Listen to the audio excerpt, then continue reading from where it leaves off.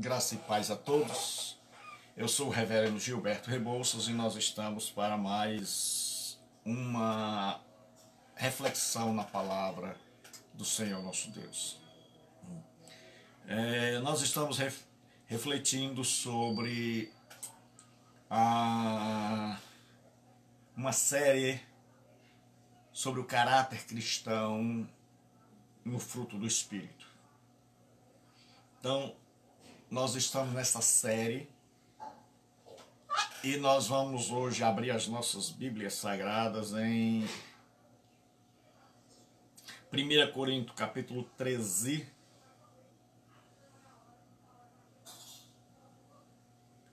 1 Coríntios capítulo 13.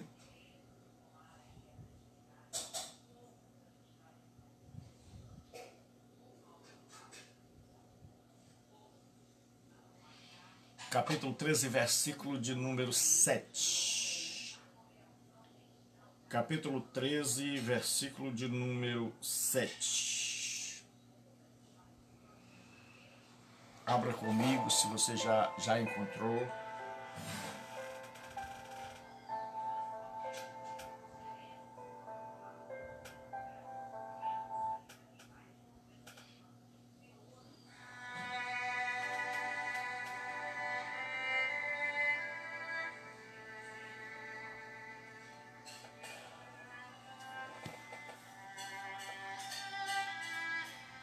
Então, se você já encontrou, abra comigo aí a sua Bíblia. 1 Coríntios, capítulo 7, capítulo 13.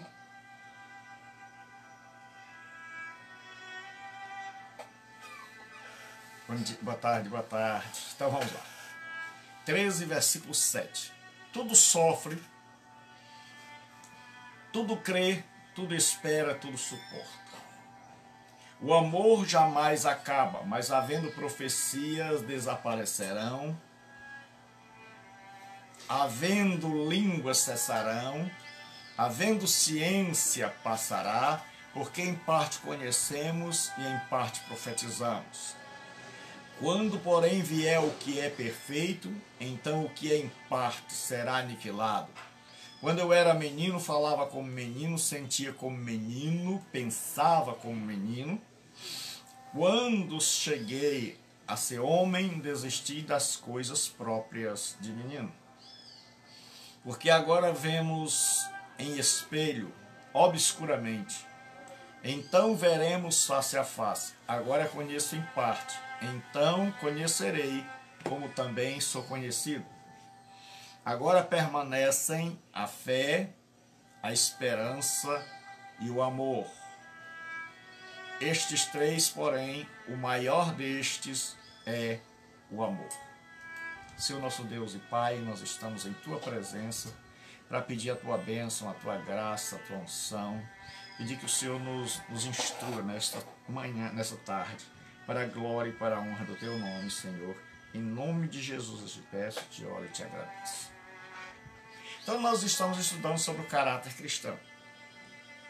E o caráter cristão está evidenciado no fruto do Espírito. E a Bíblia diz que o fruto do Espírito é amor, alegria e gozo. São as três referentes a nós. A Deus, melhor dizendo. Então nós começamos a estudar o fruto do Espírito. E nós vimos que o amor deve ser a motivação para todas as atividades, que tudo que nós formos fazer deve ser motivado por amor, porque do contrário Deus não aceita nenhuma das nossas obras. Nós vimos o que é o amor, que ele é paciente, benigno. E hoje nós vamos continuar sobre o poder do amor. A Escritura diz assim: tudo sofre, tudo crê, tudo espera, tudo suporta. Esta palavra, tudo aqui mostra o poder do amor. Diz que ele tudo sofre. Na literatura clássica, certo? A palavra sofrer significa cobrir, considerar em silêncio, manter confidencial. Certo? Então, o que acontece? Paulo está dizendo, olha, eu suporto, eu guardo. E Paulo, o amor que lança um manto de silêncio sobre aquilo que é desagradável em outra pessoa. Eu achei interessante o que o Donald Smith diz. Ele traz essa ideia de que para Paulo estava falando como se pensava nos seus dias. E ele nos diz o seguinte: o amor que lança um manto de silêncio sobre aquilo que é desagradável em outra pessoa. Então, tudo suporta significa que eu me calo, ao invés de espalhar a desgraça, ao invés de espalhar a miséria, ao invés de difamar aquela pessoa, eu prefiro suportar. Deus abençoe a Ana Mara.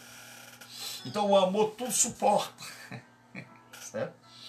O amor não escancara o que é ruim, o que é mal nas pessoas.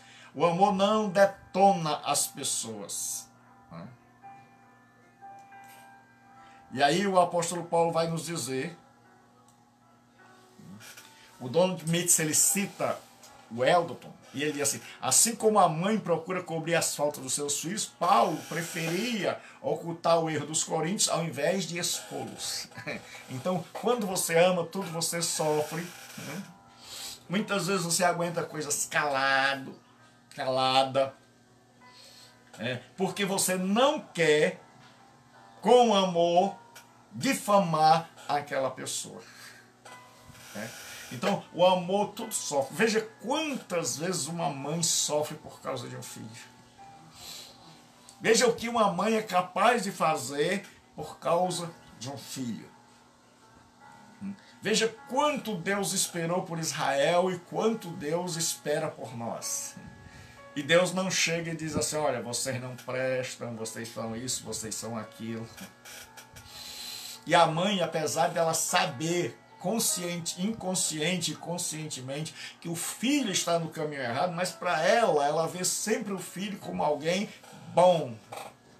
E ela procura geralmente colocar diante dos outros as suas virtudes, porque todo mundo já sabe dos seus defeitos. Então tudo sofre significa que eu não vou expor o outro, por mais ruim que ele seja, eu não vou olhá-lo só pela perspectiva negativa. Eu aprendi com o tempo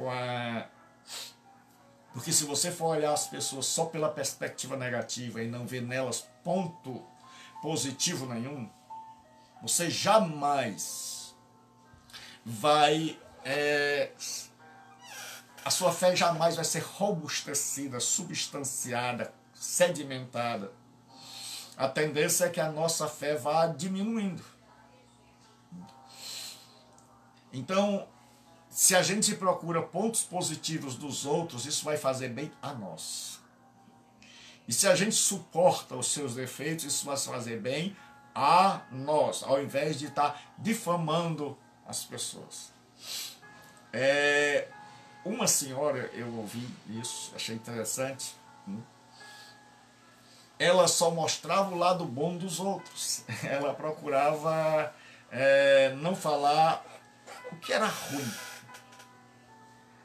Não falar dos defeitos, mas falar das virtudes.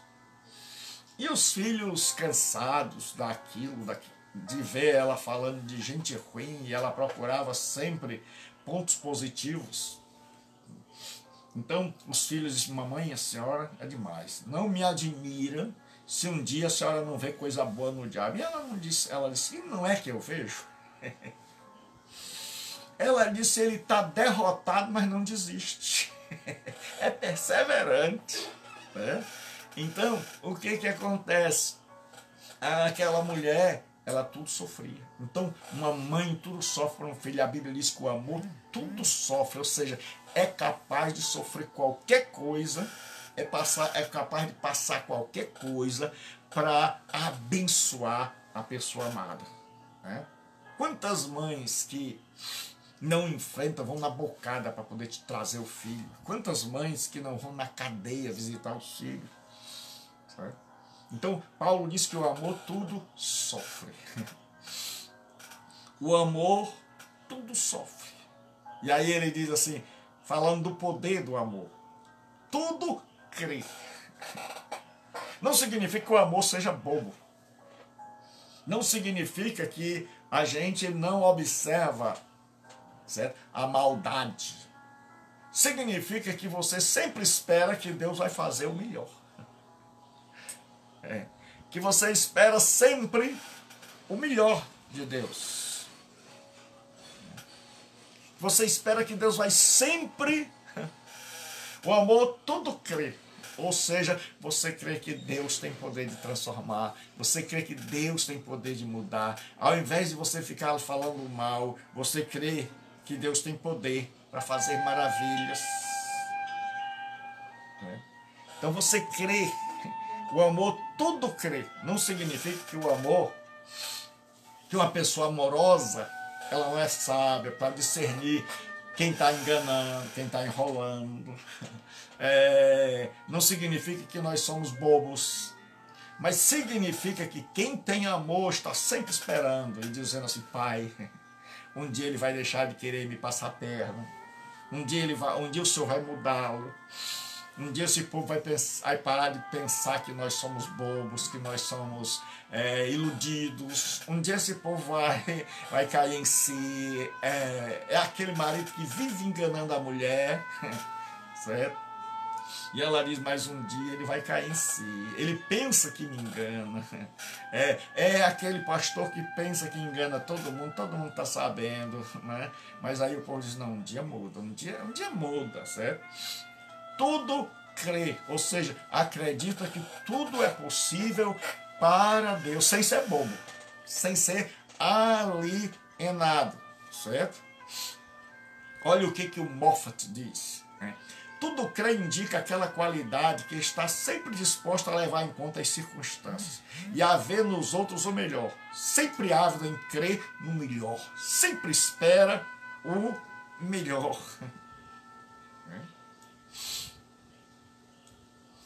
Não implica que o amor é enganado pelas simulações de qualquer velhaco, mas sim que o amor está sempre disposto a conceder o benefício da dúvida. Certo? Então, tudo crê. Significa tudo sofre, tudo crê, tudo espera. O amor é gerador de esperança. Então o amor sempre espera, o amor nunca desiste. Então o amor tudo sofre. A pessoa que ama está disposta a sofrer, mas não manchar o nome do outro, não envergonhar o nome do outro, não jogar o nome do outro na lama. Está sujeito a sofrer por aquela pessoa que ama. Tudo crê, não significa que ele é bobo, que ele não sabe das realidades, mas que ele acredita que Deus tem poder de transformar, que Deus tem poder de mudar, que aquela pessoa, que aquela situação, que aquele estado pode mudar. Tudo espera. O amor tem esse poder de não desistir nunca.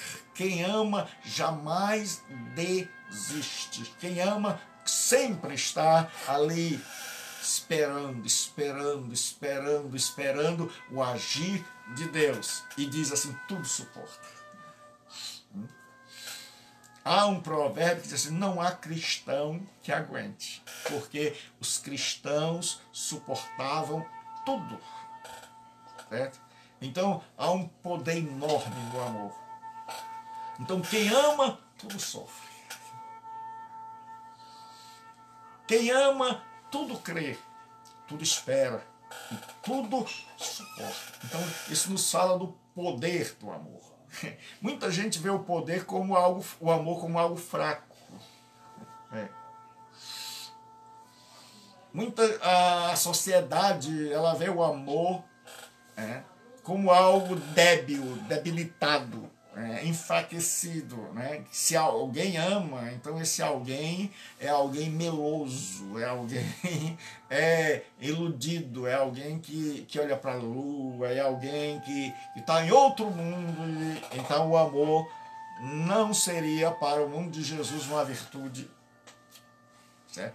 Quando as pessoas tinham as listas de virtudes, geralmente o amor não era incluído, porque ele era visto como fraqueza.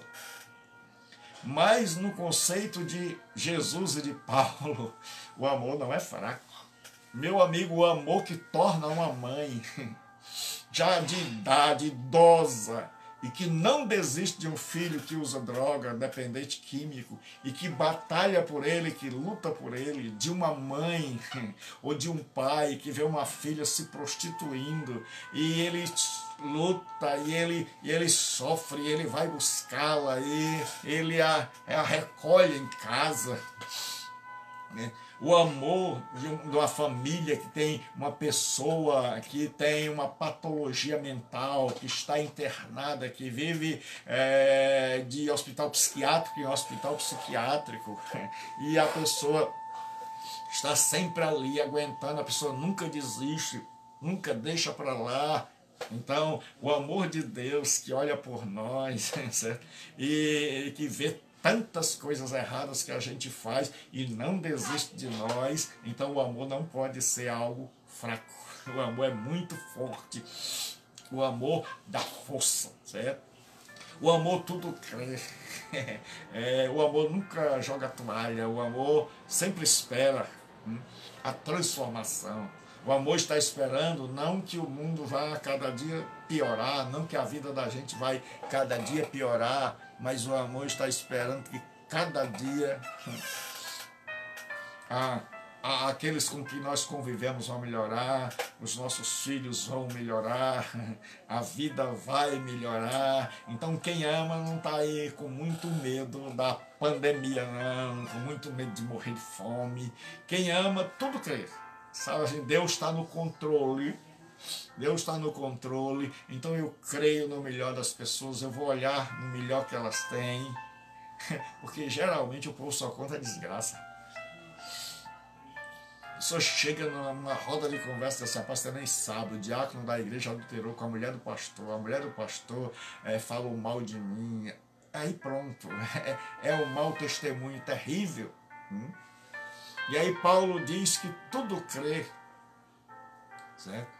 Tudo suporta, certo? O amor é assim, a pessoa faz mal e daí a 5 minutos você já esqueceu.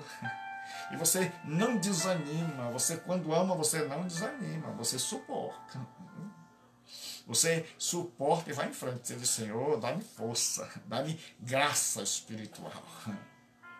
E aí tem gente que é marombado, que é malhado, saradão, mas que não aguenta nada, que diante da primeira luta ele desaba. E tem gente magrinha, tem gente que nem comer direito come. Mas quando ela é cheia do amor de Deus, meu amigo, aí ela suporta. Aí o pessoal quer botar enxotá-la de igreja fora, e todo mundo quer pisá-la, e o diabo quer destruí-la, e muita gente quer que ela, se ela fosse embora, se ela desaparecesse, seria o bem para muita gente. E essa pessoa, ao invés de ficar ranzinza, carrancuda, de mal com o mundo, de mal com Deus, de mal com o evangelho, essa pessoa, ela está sempre de bem com a vida. Ela sabe o seguinte, rapaz, Deus há de me dar força para eu suportar. Então não largue fora. Certo? O amor tudo suporta. Se você é cheio de amor, você vai suportar. E não vai suportar gemendo, não vai suportar dizendo assim, oh meu Deus, oh Jesus. Não, você suporta porque você ama. A mãe suporta o filho, não porque ela não quer, ela suporta porque ama. O que faz a gente suportar é o amor. Então tudo sofre, tudo crê, tudo espera, tudo suporta. Então o amor tem poder. O amor nos dá poder. Certo? E aí agora nós vamos ver sobre a perenidade do amor. O que é perene? É um rio que sempre está fluindo água. É algo que não acaba. Sempre que você vai ali, ele está. Nos dias da Bíblia, tinha riachos não perenes, como o riacho lá de Elias, onde Elias, um dia o riacho secou, e tinha riacho que era riacho de água viva, córregos de água viva, que era água corrente, água viva e água corrente. Então a água parada era água morta dentro do tanque, da cisterna, e a água viva era água corrente. Então, diz assim, fulano cavou um poço, encontrou água viva, ele encontrou uma fonte de água corrente. Então, água viva é água corrente. Aí Paulo diz assim, então, perene é algo que continua. É algo que sempre que você procura, está ali. Ele diz assim, o amor jamais acaba. Eis, mas havendo profecias, desaparecerão. Havendo línguas, cessarão. E havendo ciência, passará. Então, aqui é um texto que os não pentecostais usam para dizer que os dons cessaram.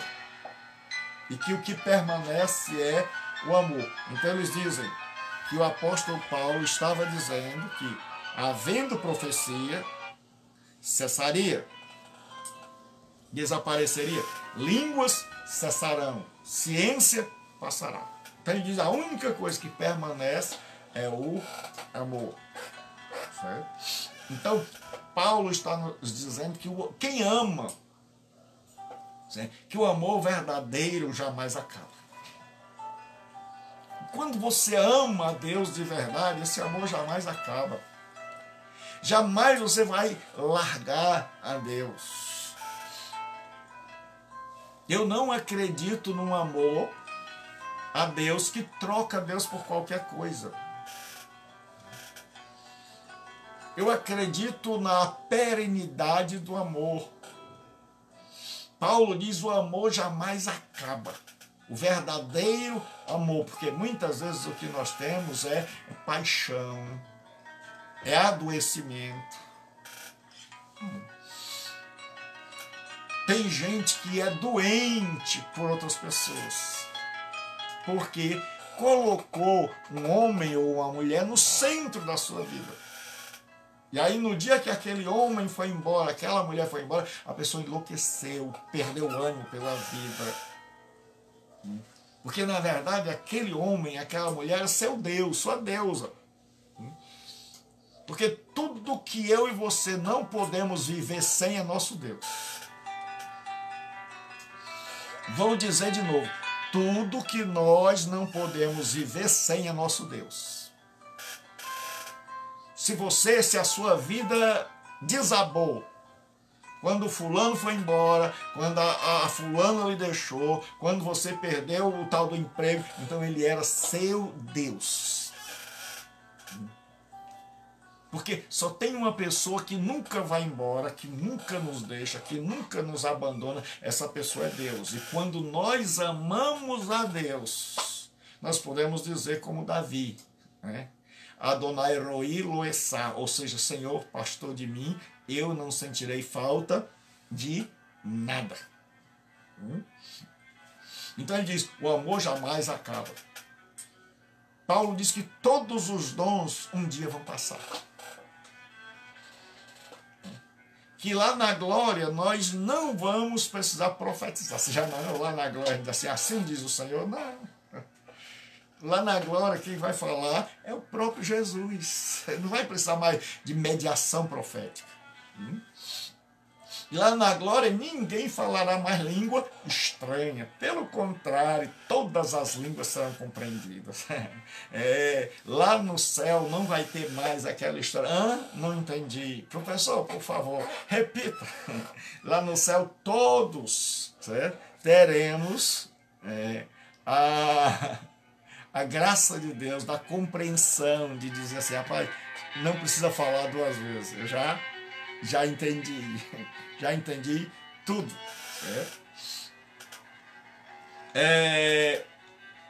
Aí ele diz assim, havendo ciência, passará. Lá no céu, meu irmão, nós vamos descobrir o seguinte, rapaz, a nossa teologia, o conhecimento que esse mundo adquiriu, tanto conhecimento teológico quanto conhecimento secular, nós vamos dizer, não era nada diante do conhecimento e da sabedoria de Deus. Aí nós vamos dizer assim, rapaz, estudei, busquei a Deus e descobri que Deus é como Lutero disse, o Deus abscôndido, totalmente outro, muito além daquilo que a própria Bíblia diz, muito maior, infinitamente maior. Aí a gente vai dizer, Senhor, eu vim aqui com um lampejo, com uma pequena luz, graças a Deus abençoe, a teu respeito. E aí você vai se encantar, porque muita gente pensa que quando chegar no céu já vai conhecer tudo de Deus. Mas quando chegar no céu nós vamos descobrir quão pequeno é o nosso conhecimento. E agora imagine quem nunca estudou.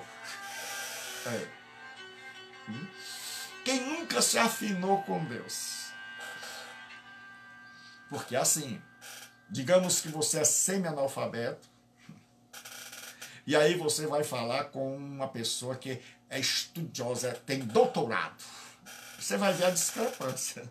Você vai ver um falando todo errado, um muito tímido, e o outro dominando o assunto. Então lá no céu não vai ter mais essa história do pastor Gilberto ensinando. Lá no céu todos nós seremos alunos. Então é por isso que eu digo, quem não tem humildade para sentar e aprender, jamais terá autoridade para levantar-se e ensinar. Vou dizer de novo, quem não tem humildade para sentar e aprender, jamais poderá se levantar, jamais terá autoridade para se levantar e ensinar. Então lá no céu, todos nós vamos nos sentar de novo e Deus vai dizer assim, vocês souberam de mim um pouquinho. E Deus ainda vai perguntar para muita gente assim, e você, por que você não se interessou? Por que você não se interessou para me conhecer? E a pessoa vai dizer, quem é o senhor? Certo? Ele vai dizer, você falou tanto de mim, disse que eu era seu pai, mas você nunca se interessou para aprender o que eu revelei de mim mesmo. Eu revelei muita coisa, mas eu sou tão grande, que o que eu revelei ainda é pouco. E agora, sente-se aí que nós temos, e eu quero ver, o povo perguntando assim, Deus, diga meu filho, quanto tempo vai levar para terminar esse curso aqui no céu de teologia verdadeira, com o senhor como professor? Ele vai dizer, meu filho, a eternidade inteira você vai estar aprendendo comigo. Porque muita gente pensa que a gente vai para o céu para ficar brincando nas ruas de ouro, escorregando. Isso é um céu infantil. Muita gente pensa que a gente vai para o céu para ficar tocando harpa em cima de uma nuvem. Mas a Bíblia diz que lá no céu nós vamos trabalhar. Pastor, trabalho porque a Bíblia dizia, os seus servos o servirão.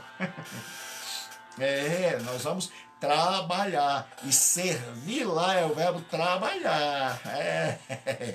Assim como a gente serve a Deus aqui trabalhando, lá no céu também. Quem não gosta de trabalho, meu filho, lá no céu não vai se sentir muito à vontade, certo? Então Deus vai sempre nos abençoar. Deus vai sempre estar conosco, nos ungindo poderosamente, certo? Mas havendo línguas cessarão, havendo ciência passará. Então, lá no céu não vai ter ninguém assim, ignorante.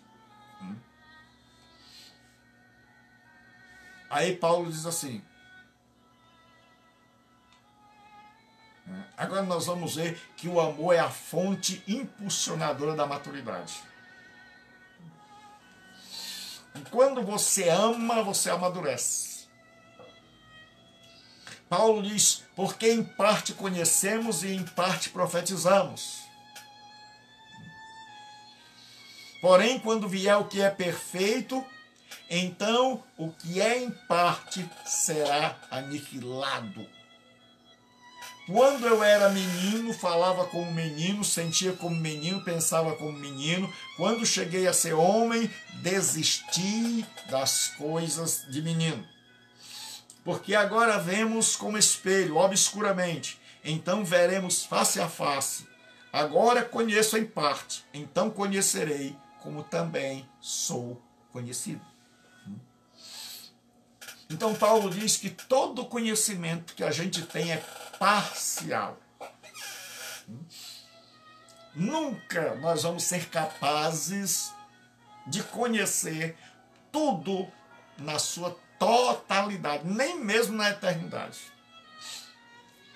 Porque no dia que nós formos capazes de conhecer tudo em sua totalidade, nós vamos ser oniscientes. Nós vamos ser iguais a Deus.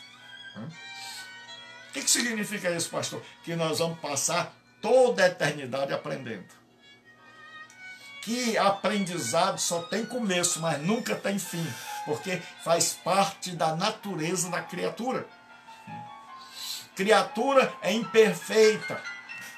Criatura não conhece todas as coisas. Criatura vai somando conhecimento. E quanto? Por isso que antigamente se usavam os mais velhos para pastorear a igreja, porque acreditava-se o seguinte, que ele, por ter mais tempo de vida, tinha acumulado mais conhecimento.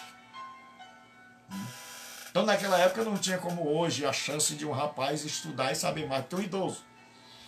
Então, naquela época da Bíblia, a pessoa, quanto mais tempo de vida, mais ela estudava. Então, imagine agora uma faculdade toda na eternidade, aprendendo com Jesus Cristo. Jesus diz assim, olha, passei 3 anos lá embaixo, certo? Com vocês, ensinei um monte de coisas, ressuscitei, ensinei mais 40 dias, e agora sim, sentem-se aí, que nós vamos começar. Porque Paulo diz assim, porque em parte conhecemos e em parte profetizamos. Certo?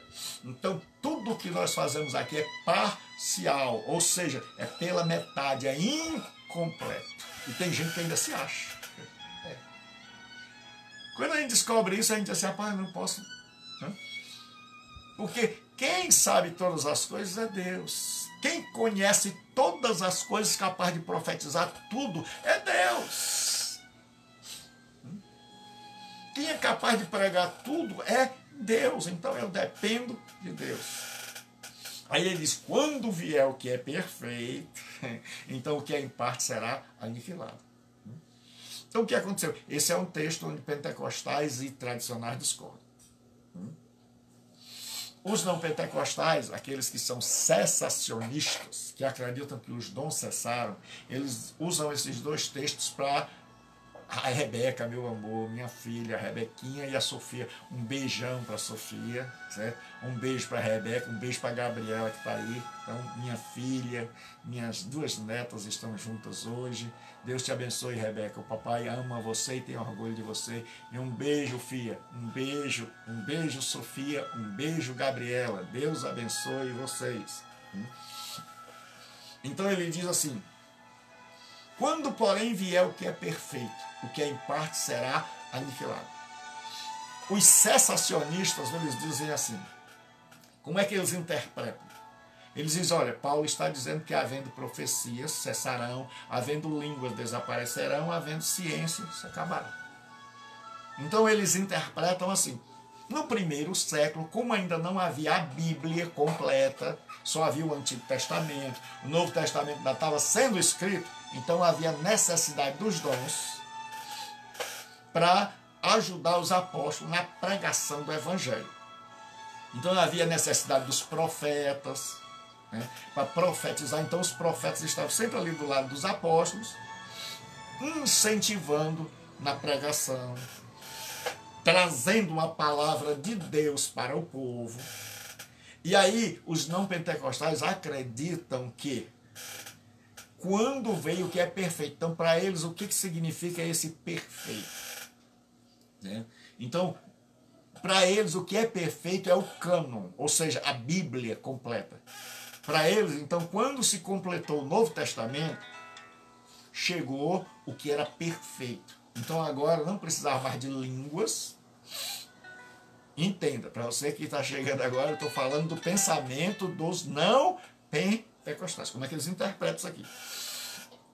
Então, eles dizem que o que é perfeito aqui é a Bíblia. Então, quando o Novo Testamento foi completado, então os dons cessaram. Por isso é que eles não buscam mais os dons, porque eles acreditam que os dons cessaram após chegar o que é perfeito, a Bíblia.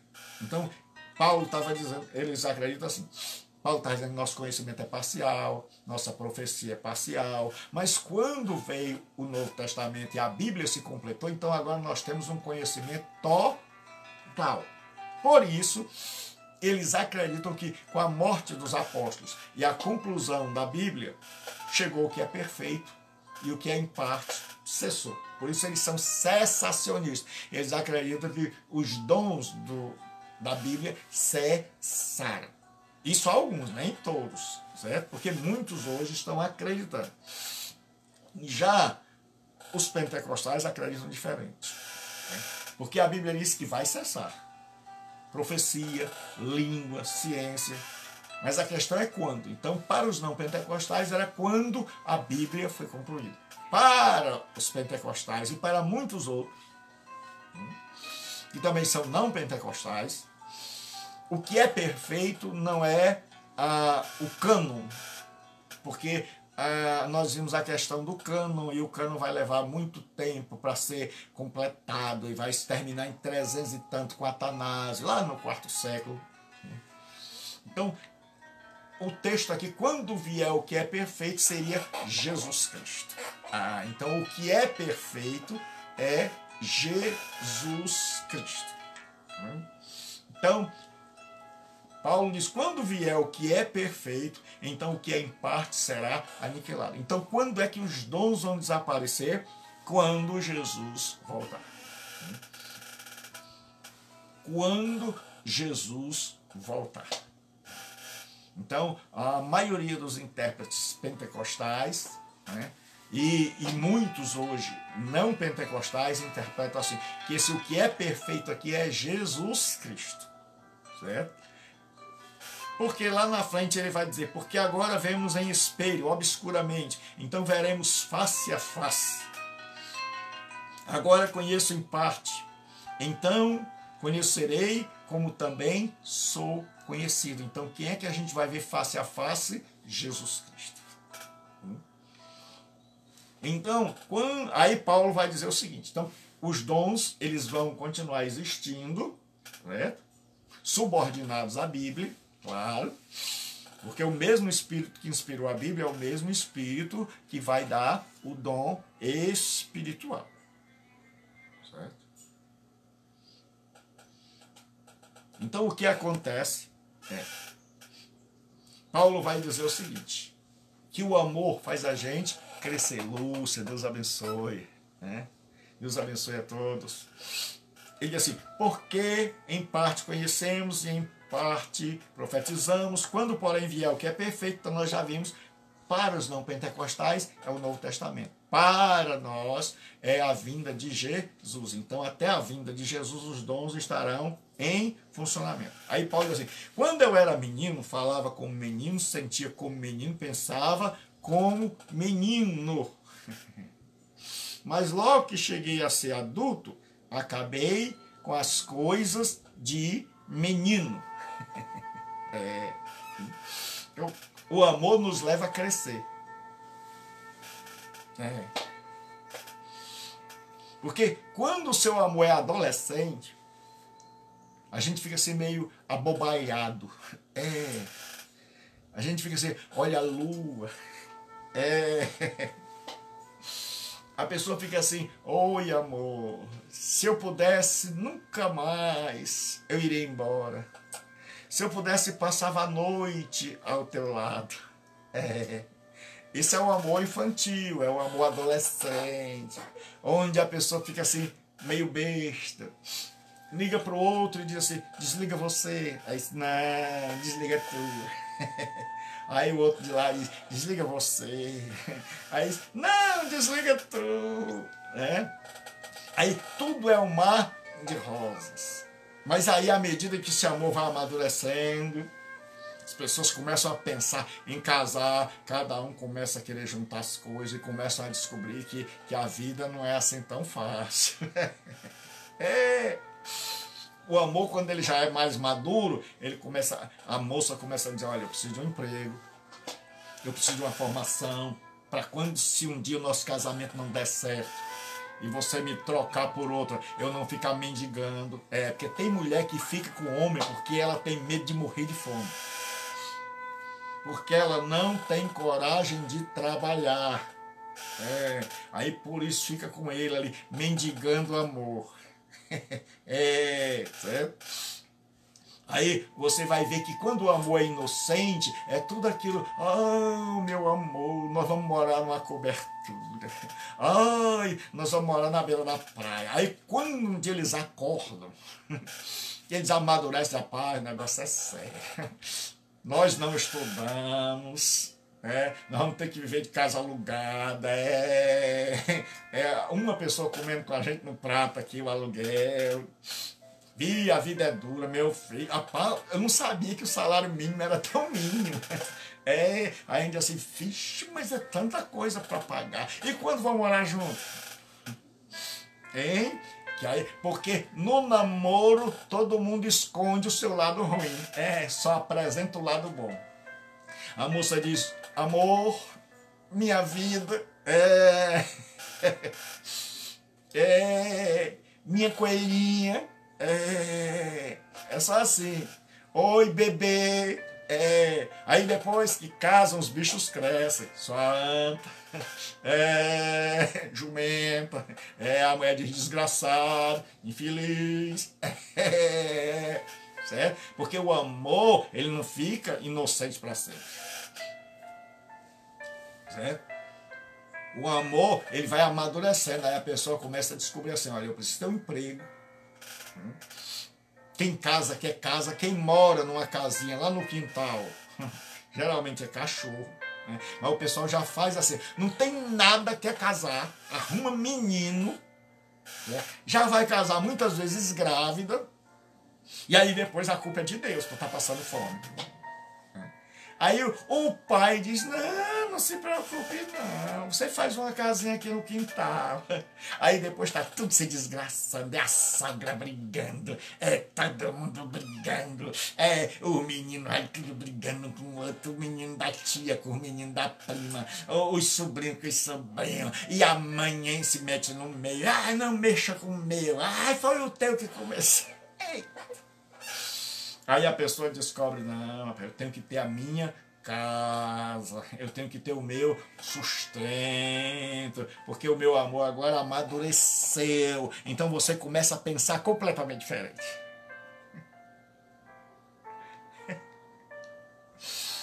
Como é maravilhoso!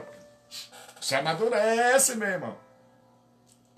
Então Deus está nos chamando para amadurecer. Tinha uma pessoa aqui que ela diz assim, olha, tudo que é barato não presta. Tudo que é barato não presta. Eu levava para pizzaria, rapaz, tinha que ser uma pizzaria bem cara.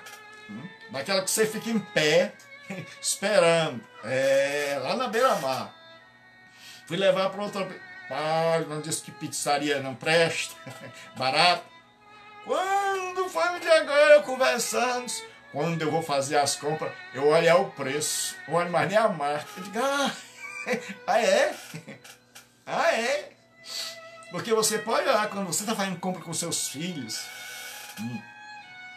ou quando você não tem uma mulher ou um marido de muita cabeça, você está começando ali a fazer onde é mais barato, pessoas, pra que isso?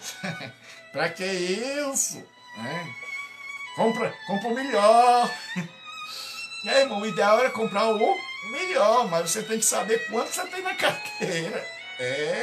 O pessoal não quis estudar, só quis beijar, só quis namorar, aí não quis trabalhar, não quis estudar, não quis desenvolver uma profissão. E agora, meu filho, certo? Não dá para comprar um refrigerante melhor. Aí a pessoa teima, compra, aí tá endividada, aí vai lá e diz, foi o diabo. Não, foi o diabo de um crente que nunca cresceu. Então Paulo diz que o amor nos leva à maturidade. Ele diz assim, quando eu era menino, falava como menino, pensava como menino, raciocinava como menino. Quando cheguei a ser homem, desisti das coisas próprias de menino. Então, quando o crente amadurece, ele desiste das coisas de menino. O amor nos leva à maturidade, a gente cair na real e dizer assim, rapaz, eu preciso mudar, porque o negócio é sério. Entende assim, desistir das coisas de menino. Então, chega um momento que você tem que mudar. Chega um momento onde eu e você temos que dizer assim, acabei com as coisas de menino. Não dá mais para você estar vivendo na vida, a pessoa chegar e dizer, professor, diga, meu filho, quem era a mulher de Caim? Para a gente ter que perguntar, brincando, meu filho, você é casado? Sou. O que você quer saber da mulher alheia? Porque a pessoa não tem mais noção, cresceu só no tamanho, cresceu só no corpo, tem um corpanzil enorme, mas a cabeça de menino. E Paulo diz, olha, quando eu cheguei a ser adulto, acabei com as coisas de menino. Então, o grande problema da igreja hoje é que o seu amor ainda é amor de menino. Que a sua relação com Deus e com o próximo é aquela relação do bilu-bilu. Nós estamos procurando um Deus que faça cosquinha na gente. Um Deus que chegue no ouvido e diga assim, te amo. Um Deus que mande flores para a nossa casa. Um Deus que a gente bata o pé e diga assim, olha, eu quero comer Nutella. E aí a gente vai lá e dá Nutella para o menino. Mas quando a gente chega a ser adulto, Deus diz assim, não vou te dar um monte de coisa. Paulo chega para Deus e diz assim, Senhor, estou com espinho na carne. Aí Paulo diz, o negócio está pesado, estou sofrendo, dói, é penoso, certo? Alguns imaginam que ele tinha uma enxaqueca malariana, que era como se estivesse atravessando uma estaca na cabeça e era direto. Ele tinha crises terríveis e alguns acreditam que ele levava Lucas para ajudar nestas crises, que era como se estivesse enfiando uma broca, um besouro na cabeça dele que atravessava de um lado para o outro. Então Paulo só faltava ficar louco com tanta dor. William Barclay diz que era como se você estivesse enfiando uma estaca bem devagarinho assim na fronte da pessoa que ia atravessando. Então era uma dor terrível, né? E aí Paulo chega, essa é uma das opções, existem várias, mas é a mais adotada pelos teólogos, é que ele tinha essa dor tão terrível, que muitas vezes chegava a desmaiar. E aí o que acontece? Paulo chega e diz, Senhor, tira esse negócio. E Jesus diz, a minha graça te basta. Se eu tirar, você vai se ensoberbecer. Eu já te levei até o terceiro céu. Você aprendeu coisas tremendas. Se eu tirar, curar você, daqui a pouco você vai estar se achando. Mas sempre que você quiser se achar, aí a doença bate, aí o mal bate, a dor vem, você cai no chão desesperado, gritando por mim. Aí você não vai, Paulo. Aí Paulo disse, tá bom, senhor. Se é para o meu bem, então me gloriarei nas minhas fraquezas. É assim. Hoje tem um monte de gente que, porque está doente, está revoltado com Deus, está decretando a cura.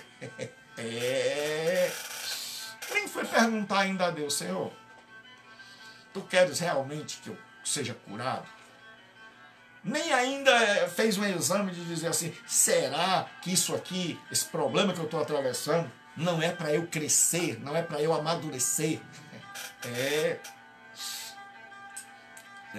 Porque muitas vezes Deus deixa os problemas para a gente amadurecer, para a gente começar a ver, rapaz, porque uma coisa é o que você ensina, uma coisa é o que você vive. Você ensina seus filhos: olha, a vida é assim, a vida não é tão fácil como vocês imaginam. Vocês querem se emancipar, mas para se emancipar precisa ter dinheiro, porque tem um monte de gente que quer ser emancipado dependendo do pai e da mãe pro resto da vida. Certo?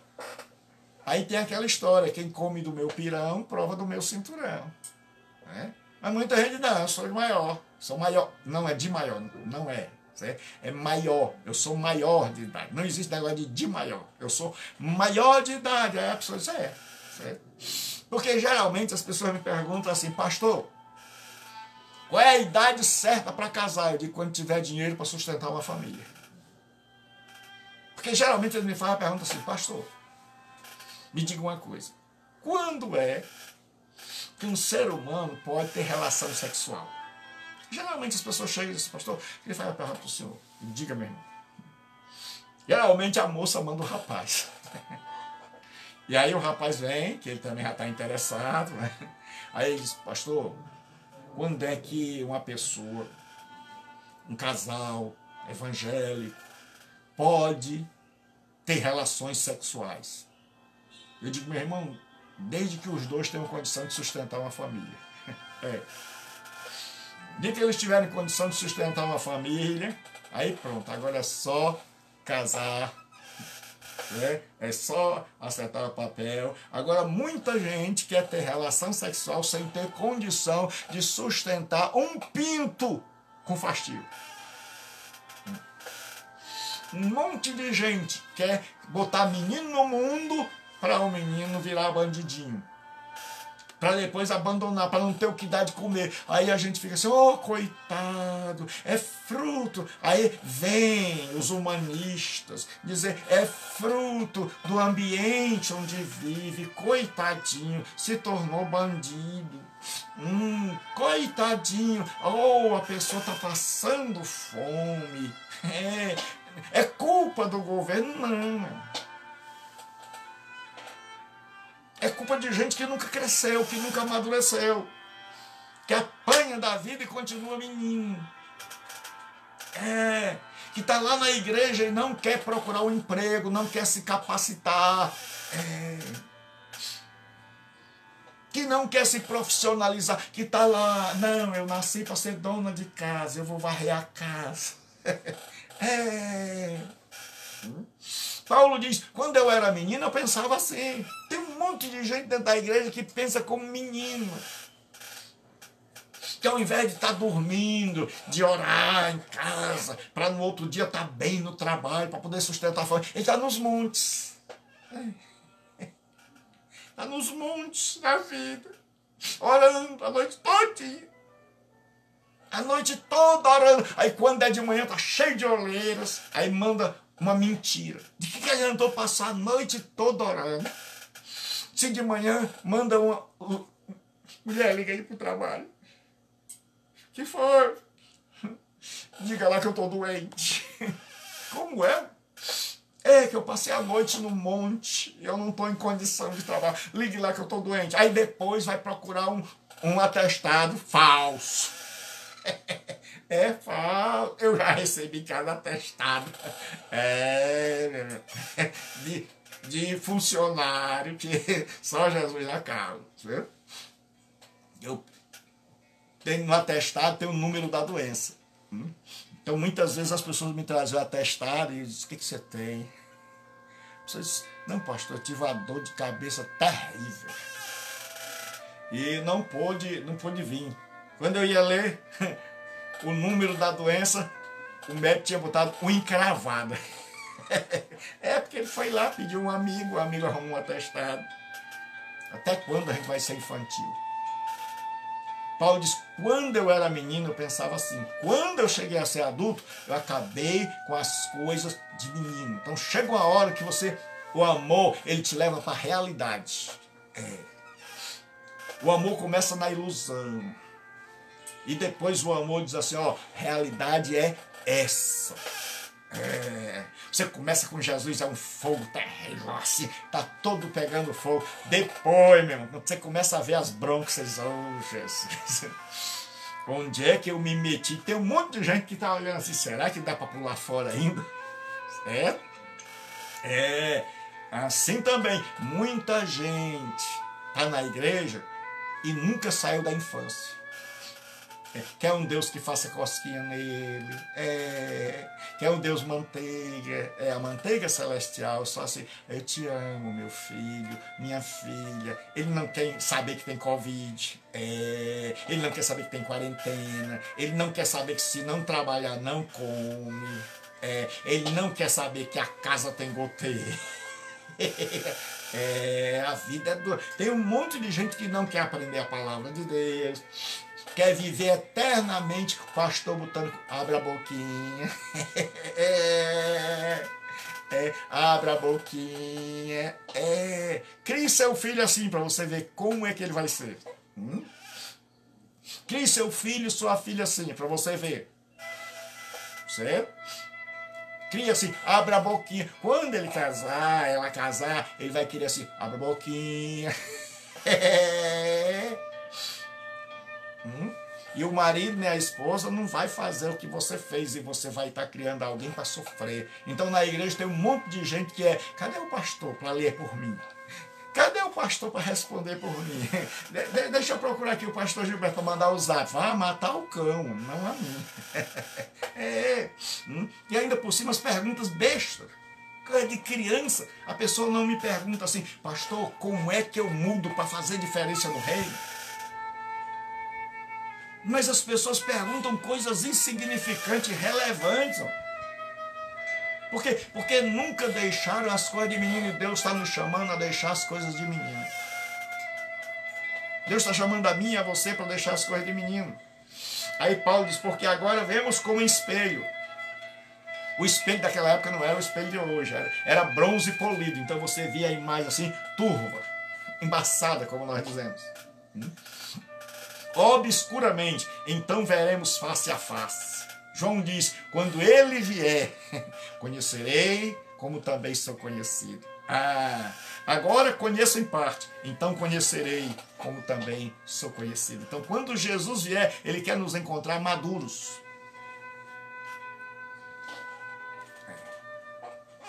Ele quer que a gente comece a crescer e a conhecê-lo e a amadurecer e dizer, rapaz, a vida cristã não é um mar de rosa. A vida cristã é uma guerra, é uma batalha, é uma luta. A vida como um todo é uma vida de luta, de batalha, de gente que tem coragem, de gente que vai à luta, de gente que não cansa, de gente que não tem medo de enfrentar a vida. De gente que corre atrás, de gente que não para no tempo, de gente que não quer ser todas as vezes socorrido e amparado, e que o povo dê gagal na boca de gente que está dizendo assim, Senhor, eu quero alimento sólido, Senhor, eu estou cansado de estar na igreja ouvindo os outros dizer assim, fala Deus, e o outro diz assim, quebra os dentes do cão, e o outro diz, eita Jesus cheiroso. Chega um momento que você diz assim, rapaz, não dá mais para mim, não dá mais. Não dá, eu cresci, eu amadureci, eu acabei com as coisas de menino, agora eu penso em ganhar almas, eu penso em ser transformado na imagem de Jesus Cristo, eu penso em investir no Evangelho, eu penso em praticar a verdade, eu penso em conhecer a Deus, eu quero ser transformado, eu não aguento mais ir para o culto durante 20 anos e continuar do mesmo jeito. Aí Paulo diz, quando eu cheguei a ser adulto, eu acabei com as coisas de menino. Um dos grandes problemas que nós temos hoje é falta de maturidade. E aí Paulo diz o seguinte: a eternidade do amor. Ele diz: agora, pois, permanecem a fé, a esperança e o amor. Estes três, porém, o maior destes é o amor. Na teologia nós chamamos isso aqui de tríade cristã. Tríade, de três. Tríade cristã. Ou seja, são as virtudes que sempre Paulo vai colocar em primeiro lugar. Né? Que são o quê? A fé, a esperança e o amor. Paulo diz que a fé me faz andar com um Deus invisível. A fé, nós andamos pela fé. Nós não andamos pelos sentimentos. Tem gente que diz assim: hoje eu estou sentindo Deus. Deus não é dor. O que você sente é dor. Aí quando passa, a gente diz assim: e aí? Passou.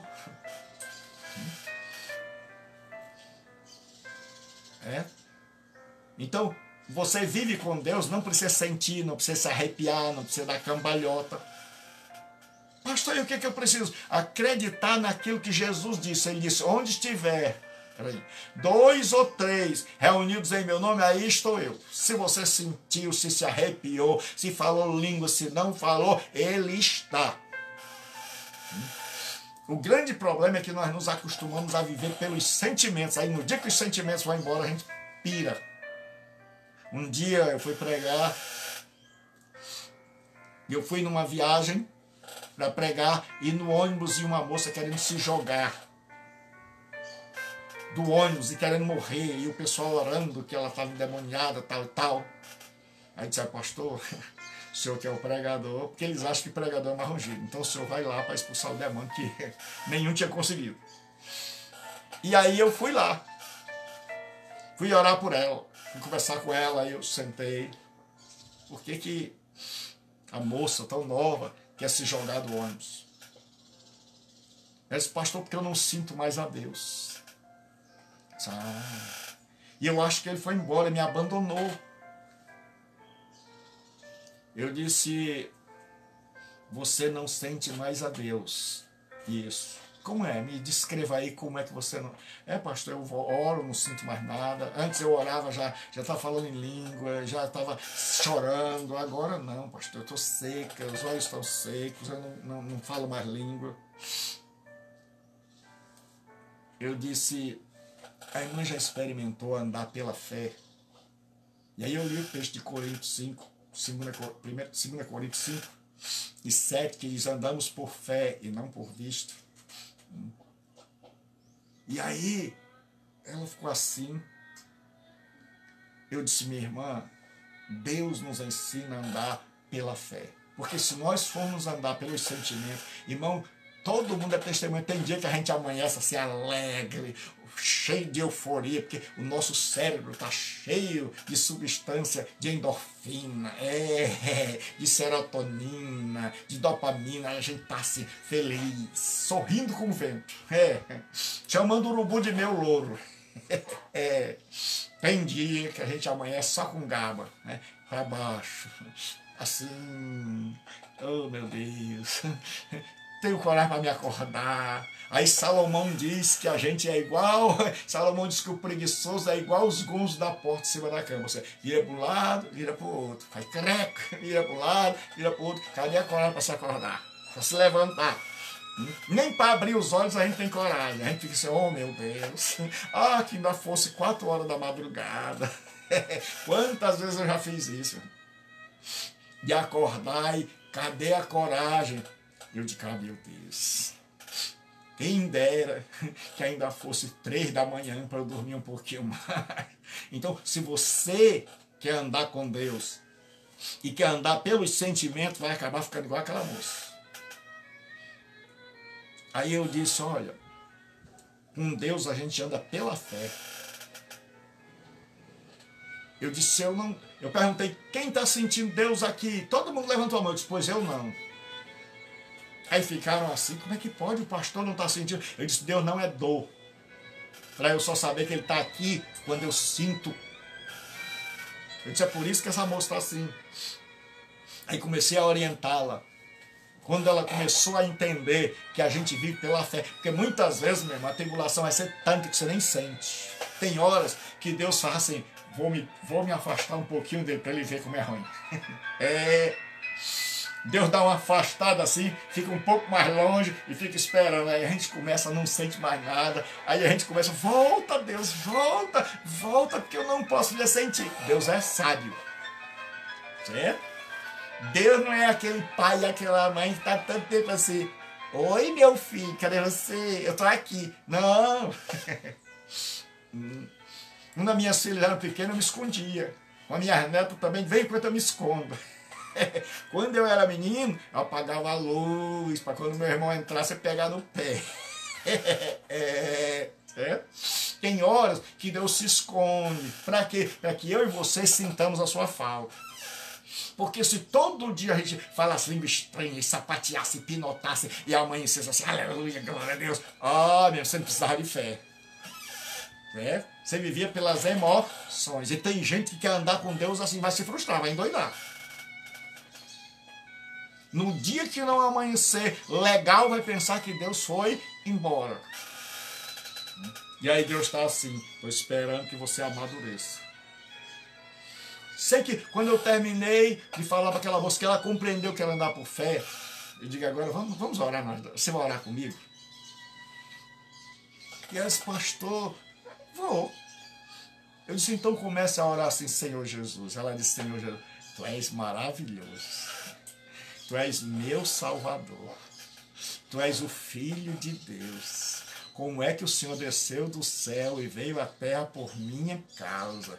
Tu és santo e mais sublime que os céus. Tu és tremendo. Tu destes a vida por mim. Ela começou a chorar. Começou a chorar. Começou a falar língua estranha. Aí eu saí de perto. Ela tinha entendido. Certo? Mas tem um monte de gente que vai para o culto e aí ele só fala língua estranha porque a pessoa diz assim, eis que eu te digo, varoa. Eis que eu te digo, varão. E quem está lá que não sabe o que é varoa nem varão, meu irmão, tá perdido. Aí a pessoa fica toda assim, eita, papai falou comigo. Eis que eu te digo, ele vai voltar. E a mulher que tem um marido como Deus diz assim, amém, eu recebo, eu tomo posse da bênção. Certo? Porque o grande problema é esse. Você já viu alguém reclamar porque Deus deu emprego? Você já viu alguém chegar e dizer assim, pastor, eu estou com raiva de Deus. Por quê? Porque ele arrumou um marido para mim bonito, maravilhoso, que me ama, porque Deus arrumou uma esposa para mim. Não, pelas bênçãos nós nunca vamos reclamar. Mas no dia que a mulher vai embora, a pessoa chega, pastor, cadê Deus? Cadê Deus, pastor? Que deixou meu marido ir embora.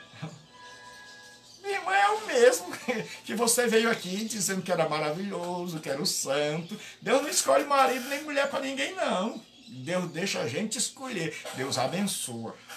Certo? Para depois a gente não chegar lá para ele reclamando. Então, quando é bênção, quando a pessoa arruma um emprego, a pessoa não chega lá e diz, Deus, como é que pode? Você arrumou um emprego para mim assim? Pastor, cadê Deus que arrumou um emprego para mim assim, tão bom? Não, mas quando a pessoa perde o emprego, pastor, cadê Deus? Então Paulo vai dizer que aí ele diz, pois agora permanece o que? A tríade. A fé. Então aqui nós andamos por fé. Então aqui você pode não sentir nada, mas se você crer, Deus está presente.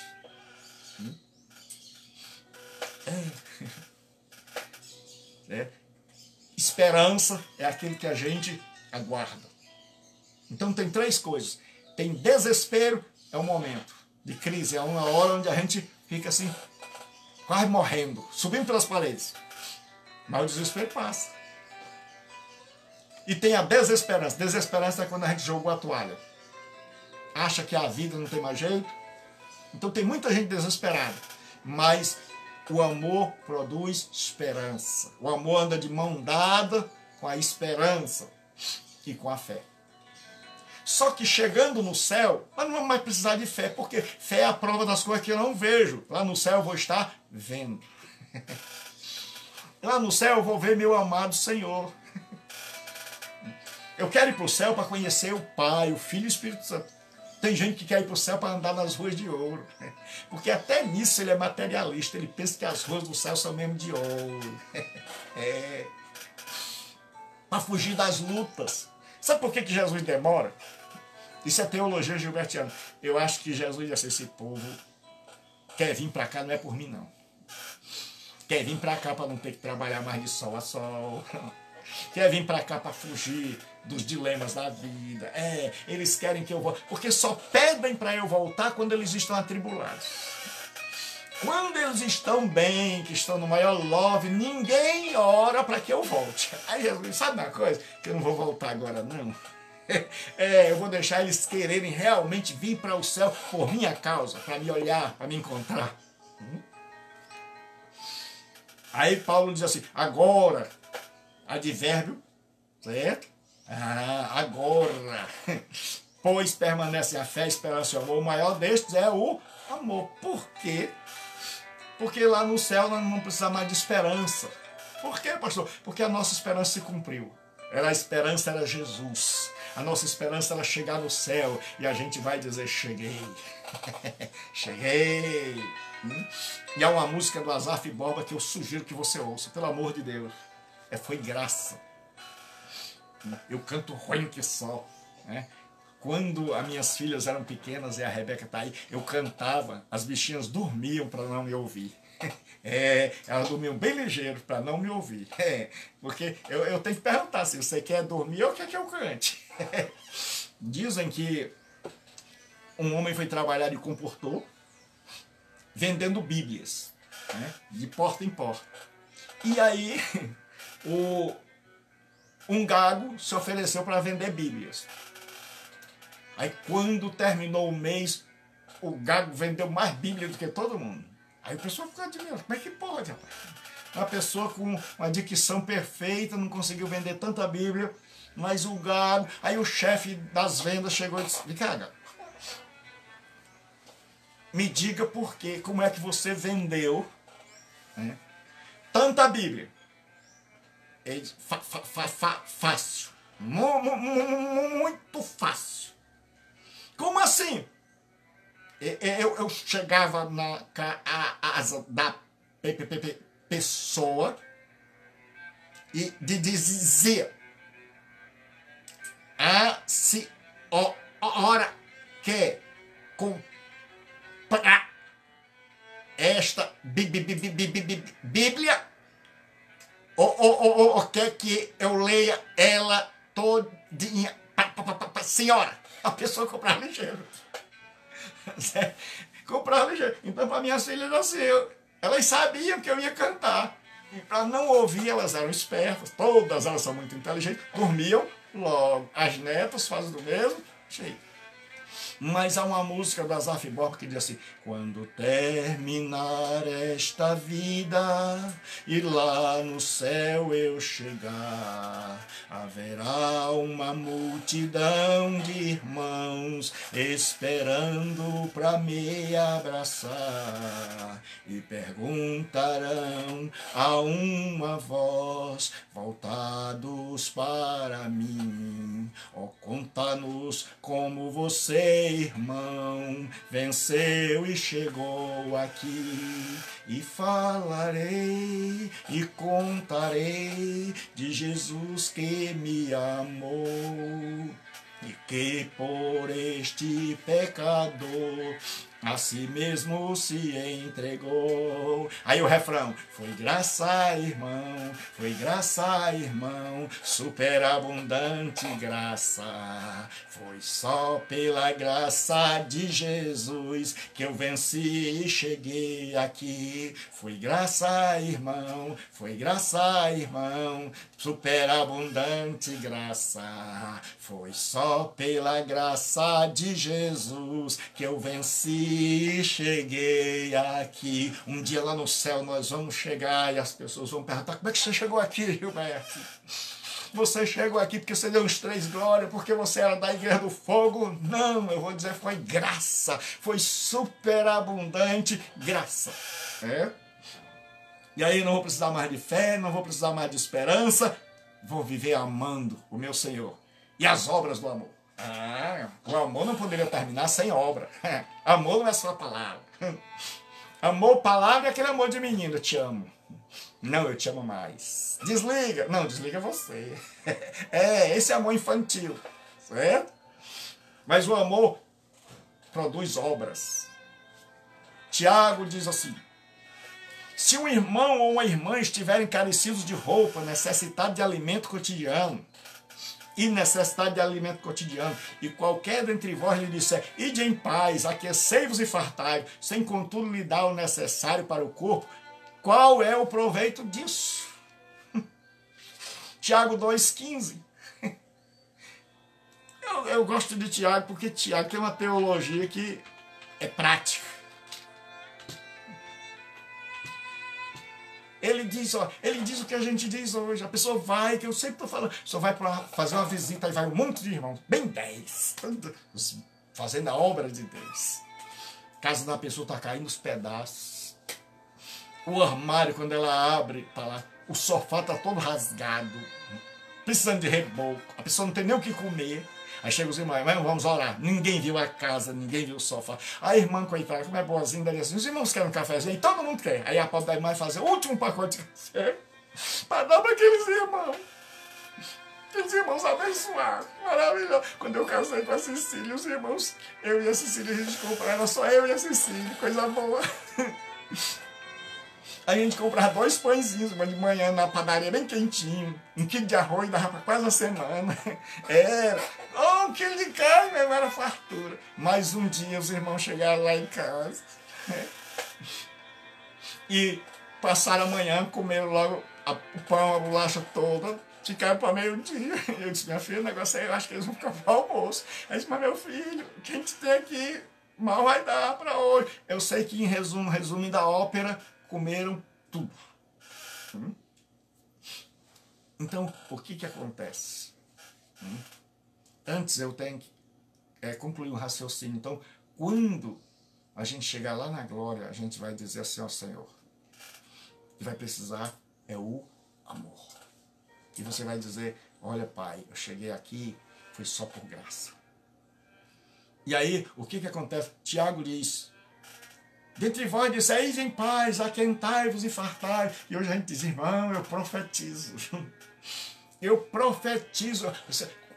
Tem uns que nem enxergam, dizem assim: vamos ler a Bíblia, canta o hino, fala a língua estranha, dá 3 pinotes, roda, e vai embora. Tomou o café e a água da pessoa, mas não viu nada. Outros até que vêm, mas ao invés de ajudar, dizem assim: eis que eu profetizo, que da próxima vez que eu vier aqui,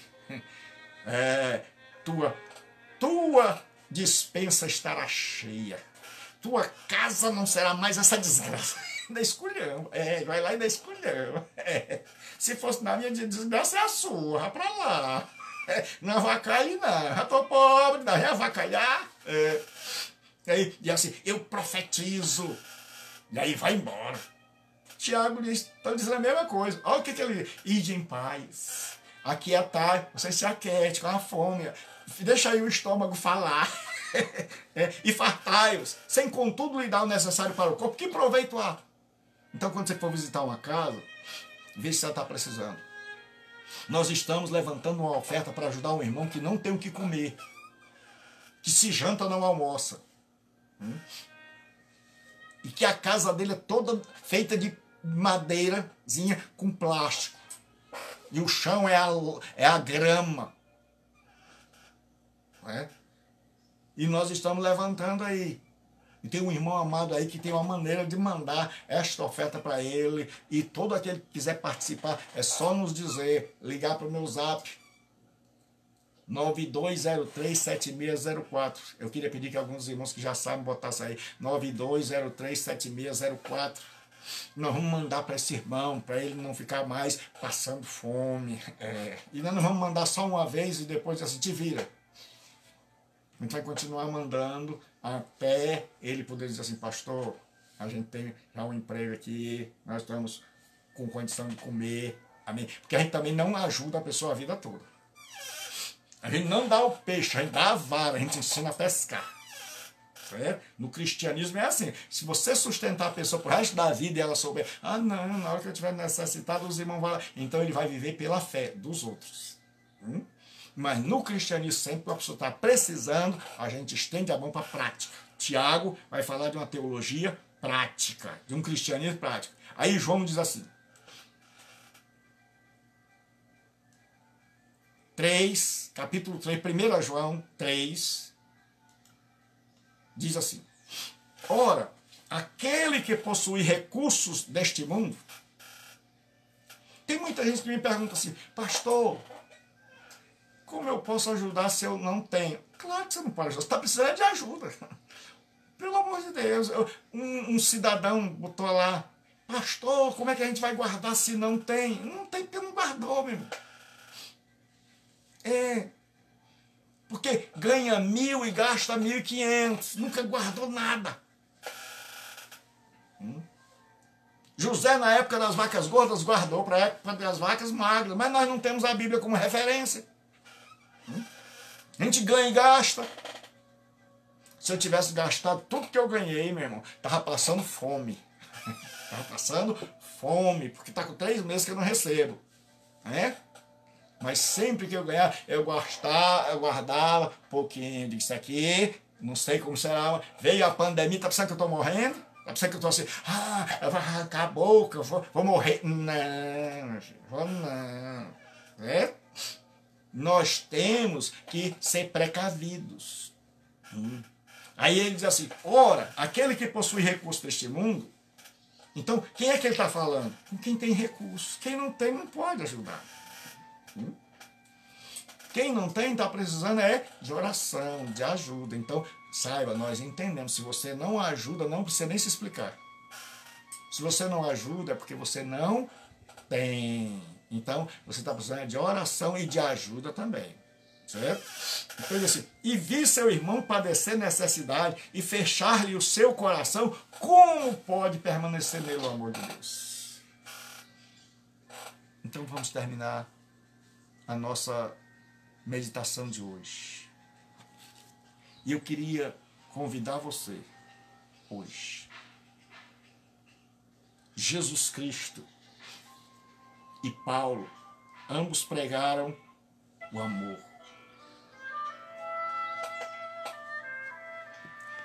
E Paulo diz, olha, o amor é a motivação para todas as coisas. E Paulo diz, o amor tudo sofre, tudo suporta, tudo crê. E Paulo diz, o amor é benigno. O amor é sofredor, o amor é paciente, o amor não se irrita, o amor não se exaspera, o amor não se ensoberbece. Paulo diz, o amor nos leva à maturidade. Paulo diz, o amor nos leva a conhecer, a desejar conhecer a Deus. Paulo diz, o amor anda de mão dada com a fé e a perseverança e também a esperança. Mas principalmente amor, fé e esperança. E aí Tiago chega e diz assim, se você está no mundo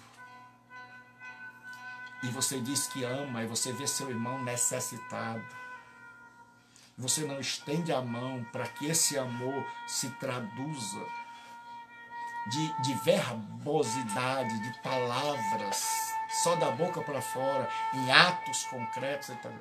Então, o amor só tem valor diante de Deus se ele se efetivar, se ele se traduzir em atos. Nós não somos salvos pela junção de fé mais obras que trocamos por salvação, não. Nós somos salvos por uma fé que produz obras na direção do outro. Por um amor que se externaliza, que vai na direção do outro, que não fecha os olhos, que não é um amor hipócrita, que vê a pessoa na miséria, que vê a pessoa precisando de uma palavra de carinho, de apoio, que precisa de um ombro amigo. A gente não vai. Eu quero falar com você que está na igreja há anos e continua menino. Jesus te chama para crescer. Para você que está desviado,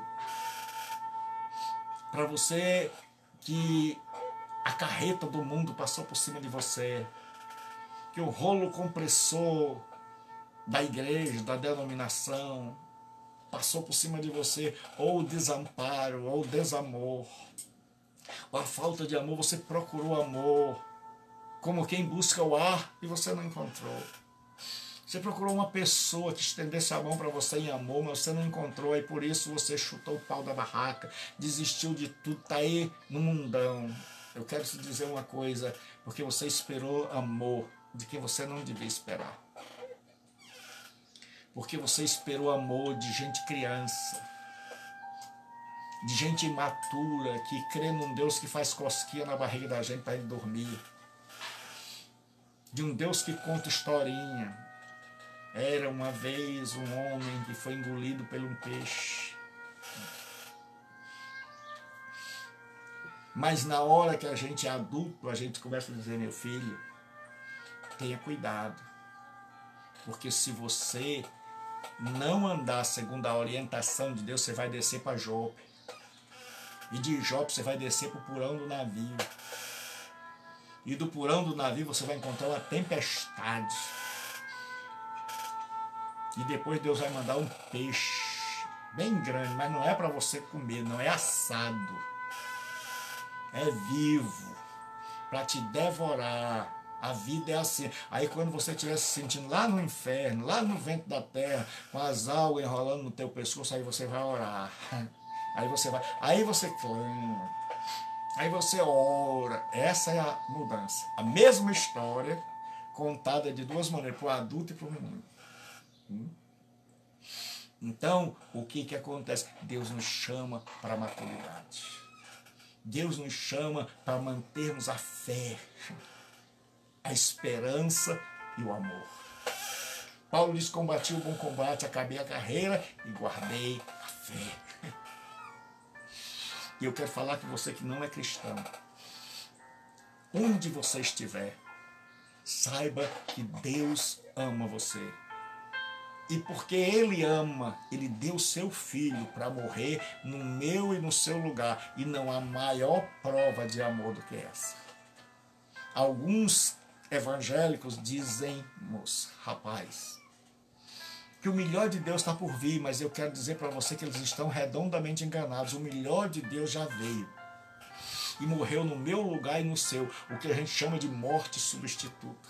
Ele morreu a minha morte, ele morreu a sua morte. O profeta Isaías, 800 anos antes dele nascer, disse sobre Jesus: o castigo que nos traz a paz estava sobre ele, e pelas suas pisaduras nós fomos sarados. Ou seja, o castigo que era meu, ele tomou sobre si.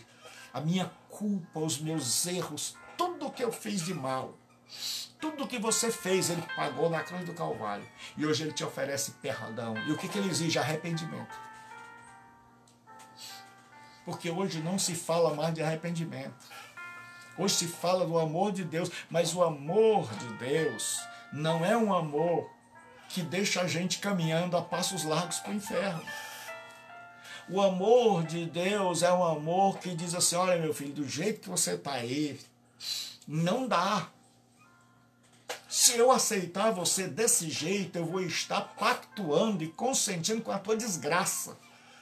Mas o amor de Deus é aquele que diz: arrependa-se. Esse caminho aí vai levar você para a morte, para a desgraça. O caminho que você está, você já se conscientizou, porque tem dois tipos de gente. Tem gente que está fechada, iludida, enganada, caminhando para o abismo, e Deus está gritando, Deus está bradando: cuidado, volte, olhe para trás. E ele está surdo. Mas tem gente que já descobriu que perdeu os freios ladeira abaixo. que vai, se ninguém fizer nada, vai se esborrachar lá embaixo, vai ser grande a desgraça. Então eu quero dizer para você que vivi iludido, pensando que esse mundo tem muita coisa para dar. E para você que já descobriu que perdeu os freios, que precisa de alguém, eu quero te dizer que há um Deus. Não, eu não estou te chamando para uma igreja, porque geralmente o pessoal diz, vamos comigo para a igreja. Sabe por quê? Porque eu sou parte dessa igreja. Porque eu não creio numa igreja de pedra, eu creio numa igreja formada de seres humanos que foram alcançados pela infinita graça de Jesus Cristo. Porque eu creio que a igreja é composta de homens e mulheres que estavam caminhando para o inferno a passos largos. Homens e mulheres que se arrependeram e que descobriram que só Deus os poderia alcançar e que a graça de Deus os alcançou de forma tão profunda e penetrante que eles conseguiram, iluminados pelo Espírito Santo, ver aquele Jesus na cruz, dizendo, vinde a mim todos vós que estáis cansados e oprimidos, e eu vos aliviarei. Tomai sobre vós o meu jugo e aprendei de mim, que sou um manso e humilde de coração, e encontrarei descanso para vossas almas. Você quer perdão? Deus quer te dar. Mas há uma condição, que você esteja disposto a mudar de vida, a abandonar a velha vida, crer em Jesus Cristo, que Ele morreu, para que a tua velha vida seja sanada, apagada, perdoada, purificada, e fé em Jesus Cristo, para que Ele possa te perdoar. E onde você estiver, clame, peça, Senhor, salva minha alma. Que Deus te abençoe. Que Deus te abençoe. Até amanhã. Amanhã, 10 horas, certo? Nossa escola dominical. E 20 horas e 45 minutos, pregação do Evangelho. Deus te abençoe, em nome de Jesus. Amém.